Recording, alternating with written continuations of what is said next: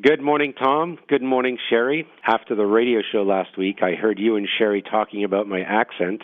I know you think it's Bostonian, but I can assure you it's English. I grew up in the north of England, right by Hadrian's Wall, actually, and that's at the edge of the Lake District. My accent's mostly gone now, but I did visit Boston once, but not long enough to pick up the accent. Today, I'm going to talk about best practices.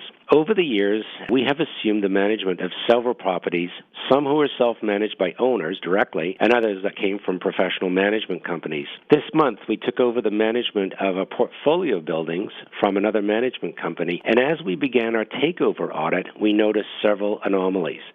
Firstly, one tenant was over $35,000 in arrears. Another commercial tenant had had a step increase in their rent, but they had never actually paid it, and therefore they were also in arrears by $15,000.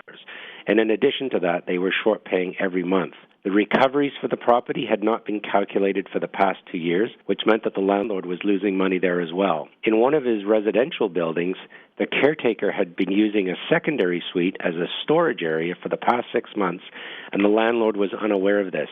They were losing rental income every month. My point here is that real estate is not a passive investment.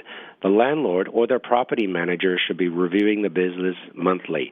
Unfortunately, this landlord was using a management company, but the management company was not being diligent. When we take over the management of any new property, the first thing that we do is perform a thorough review of the existing operations. Typically, this includes performing a suite inspection to ensure that the vacancies line up with the rent roll, looking at the receivables to find out who and why tenants have not paid, reviewing all commercial leases for step-up rents, ensuring that the recoveries have been calculated, reviewing the insurance for adequacy, and also performing an audit of all lockers, storage lockers, and parking spaces. These are just some of the items that a property manager should be looking to on a regular basis. If you are a landlord and you think your cash flow is not what it should be, perhaps you should arrange for a review of your operations. This is Rod Frem for Radio Real Estate.